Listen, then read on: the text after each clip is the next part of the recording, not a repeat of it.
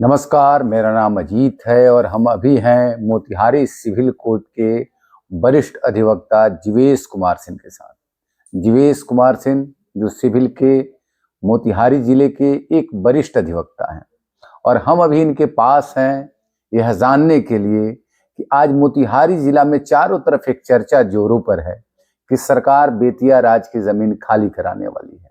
सरकार ने एक विधेयक लाकर बेतिया राज के जमीन को बिहार सरकार की जमीन घोषित करने के साथ ही पूर्वी चंपारण के 32,000 रैयतों की एक सूची पब्लिक डोमेन में डाल दिया है, डिस्ट्रिक्ट एडमिनिस्ट्रेशन के पोर्टल पे डाल दिया है और घोषणा किया है कि ये सारी जमीन खाली कराए जाएंगे। खाली नहीं करने वाले रैयतों पे प्राथमिकी दर्ज कराई जाएगी। लोग समझ नहीं पा रहे हैं कि आखिर 2 पुश्त, 3 पुश्त और 4 पुश्त से जो जमीनें उनके कब्जे में है, जो किसी और से परचेज किया गया है या किसी तरह से उन्हें प्राप्त है, आज एक सरकार कैसे कह रही है कि वह जमीन गलत है और उसे खाली करनी है। हम इसके साथ ही जीवेश बाबू से बात करते हैं कि सर आपका बहुत स्वागत है। ये जो चर्चा चल रही है कि लोगों को जमीन खाली कर देना है, सरकार ने एक सूची जारी कर दिया है 32,000 लोगों का, एक कहां से आया, ये बात कैसे आ रही है? धन्यवाद अजीत जी, आपको बहुत बहुत धन्यवाद और 9 वर्ष की मंगल शुभकामनाएं आपको। धन्यवाद। और आपने मुझे आमंत्रित किया, इसके लिए भी आपको कोटि से धन्यवाद। ये हमको हंसी और तरस दोनों आ रहा है सरकार के सोच पे। आपने सरकार समझ ही नहीं पा रही है कि वो कर क्या रही है। न सरकार के को रजिस्टर डी के बारे में मालूम है, न सरकार खेवट के बारे में समझ रही है। तो विचित्र हाल है। आप नोटिस जारी कर रहे हैं बिहार भूमि दाखिल खारिज अधिनियम 2011 के सेक्शन 9 में, उसमें यह अधिकार अपर समाहर्ता महोदय को दिया गया है कि अंचलाधिकारी प्रस्ताव देंगे और अगर लगता है कि जमाबंदी गलत कायम हुई है, लगता है तो उसकी जांच परीक्षा करेंगे और फिर उनको ये अधिकार है कर देने का। लेकिन ये तो उस दायरे में नहीं ना है, उस दायरे से बाहर है। आपने तो अब तो बेतिया राज या गलत जमाबंदी की बात तो नहीं है, अब तो आप सीधा समूह में ले लिया, आपने भेस्ट कर लिया। हाँ। आप जो 2024 नहीं, मैं बताऊं आपको 26 नवंबर 2024 हमको संभवतः डेट दिसंबर संभव ही है, अगर एक आध दिन आगे पीछे हो तो वो अलग बात है। लेकिन हमको जहां तक जानकारी है कि 26 नवंबर 2024 को बिहार विधानसभा में करतल ध्वनि से इस विधेयक को पारित किया गया, जिससे सारे वेस्टिंग ऑफ बेतिया राज। लेकिन विडंबना है कि उसमें इतनी न त्रुटियां आई कि आज तक उसका रूल नहीं बना। आप किसी कानून को बना दीजिए, लेकिन चलाने के लिए रूल तो चाहिए, तभी ना फॉलो होगा। आपने कानून बना दिया, जैसे आईपीसी सीआरपीसी है, तो आईपीसी सीआरपीसी से गाइड होता है। सीआरपीसी में प्रोसीडिंग है, प्रक्रिया है, आईपीसी में दंड है। लेकिन यहां तो बना दिया, भेस्ट आपने कर दिया, लेकिन आपने देखा नहीं, बिना बूझे, बिना सूझे, बिना रैयतों को जांचे कि हम ये आपकी जमाबंदी 100 साल से चल रही है, 50 साल से चल रही है, कैसे चल रही है। पहले आप पूरा जांचवाते, आपकी चीज है कौन रखेगा। लेकिन जो चीजें अंग्रेजों ने ले ली, कोठियों ने ले ली, इसका प्रमाण है कि राजेंद्र बाबू जब हमारे यहाँ आए थे तो उन्होंने किताब भी लिखा था, सत्याग्रह इन चंपारण। और ये किताब नेशनल आर्काइव्स ऑफ इंडिया के साइट पर है, जो भारत सरकार के सांस्कृतिक मंत्रालय से गाइड होता है। ये किताब आपके सामने है और इसी किताब में जिक्र है कि 84 लाख रुपया कोठियों ने कर्ज लिया था और वही नीलाम कराए जमीन। और कोठियों ने बड़े बड़े जमींदारों, बड़े बड़े रैयतों को सेटल किया, जमीन आपकी है या ये ले लीजिएगा। तो आप कह रहे हैं कि जमीन सरकार की नहीं है, नहीं ले सकती है, मैं नहीं कह रहा हूँ, ये आपकी कानून कह रही है।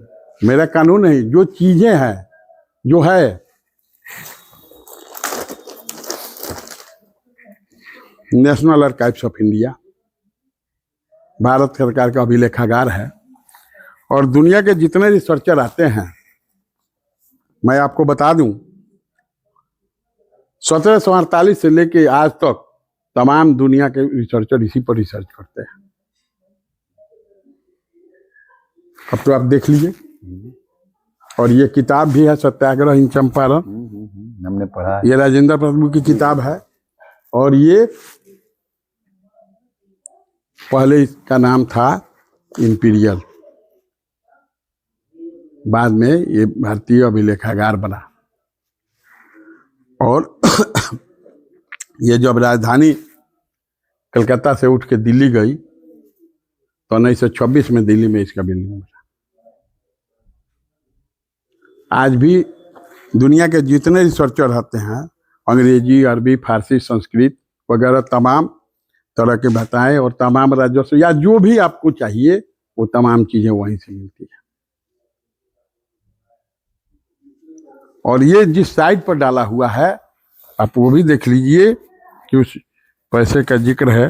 85,000 रुपया और 85 लाख 5 लाख 5.5 लाख रुपया प्रति ईयर के दर से वो मुकर्रदार कोठियों को जमीन दिया गया। ठीक है, लेकिन अब सवाल वो तो बहुत पहले की हो गई। आज सरकार करे कि नहीं, हम उसको नहीं मानते हैं। आप तो अब हमारे नाम से जमीन है, मैं समझे, मेरे दादा के नाम से जमीन है। आज सरकार ने अपने पोर्टल पर डाल दिया कि ये जमीन आप अवैध कब्जा किए हैं। अब इसके लिए हम क्या करें?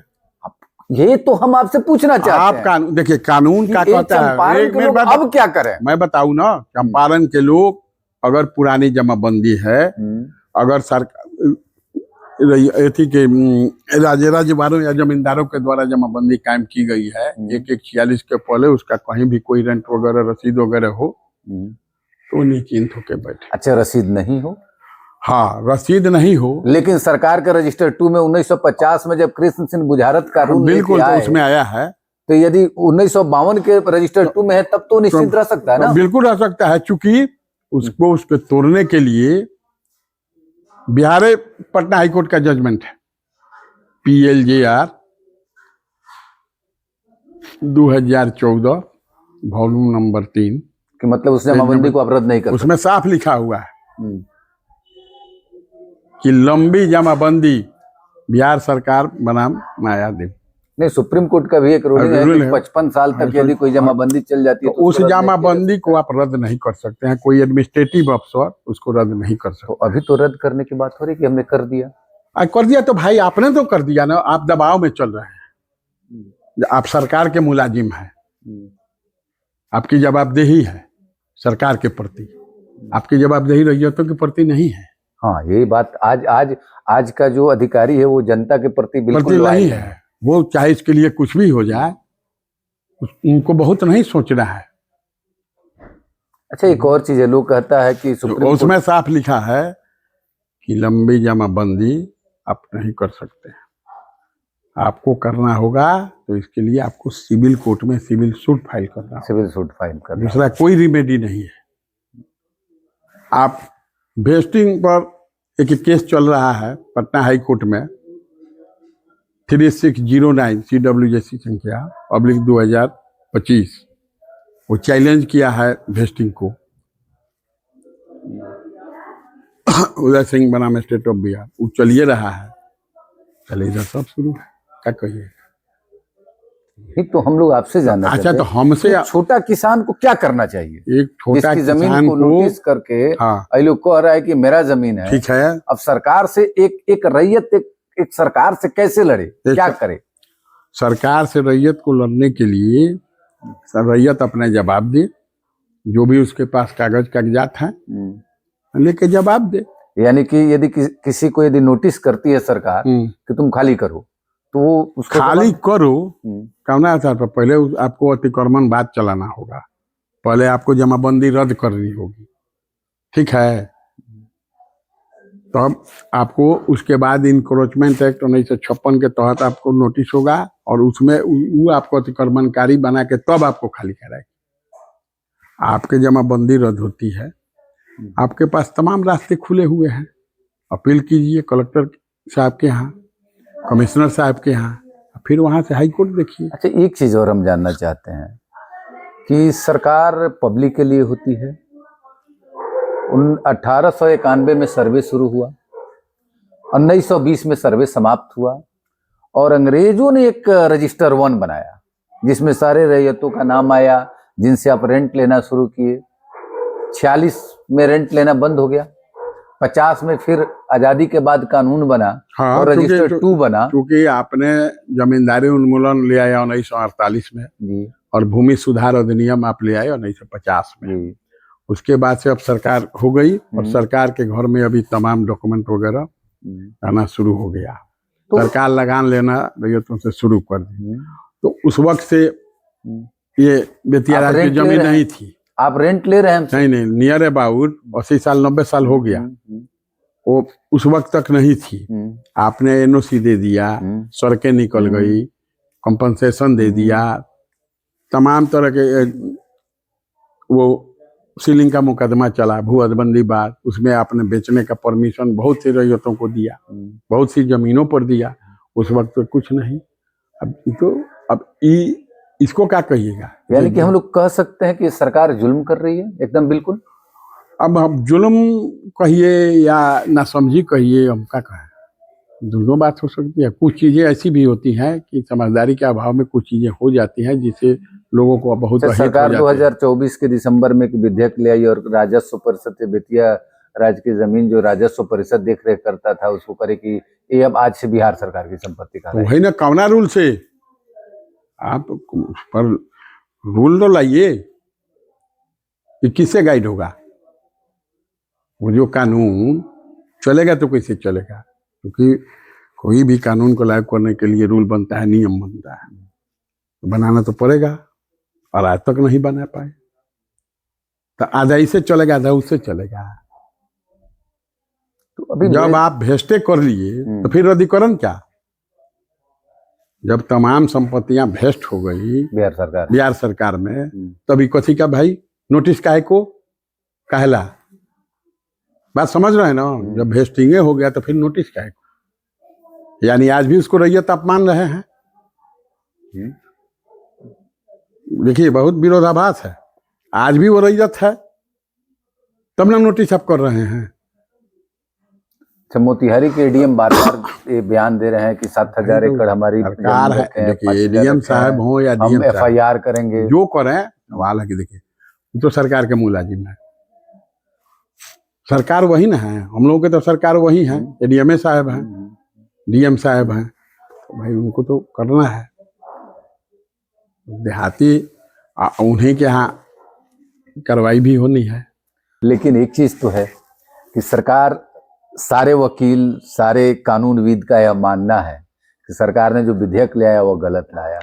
लेकिन सरकार विधेयक ले आके चंपारण या दोनों चंपारण या पूरे बिहार को कहें, सिर्फ पूर्वी चंपारण के 32,000 लोग तो आज तनाव में हैं। एक बात समझ लीजिए, जिसने आपने कहा कि सारे लोगों का कहना है कि प्रबुद्ध जनों का कहना है, आपका कहना यही ना है कि सारे वकील, सारे बुद्धिजीवी कह रहे हैं। तो जितनी जानकारी होगी उनके दिमाग में एक ही बात है, बेतिया राज है, इनक्रोचर है।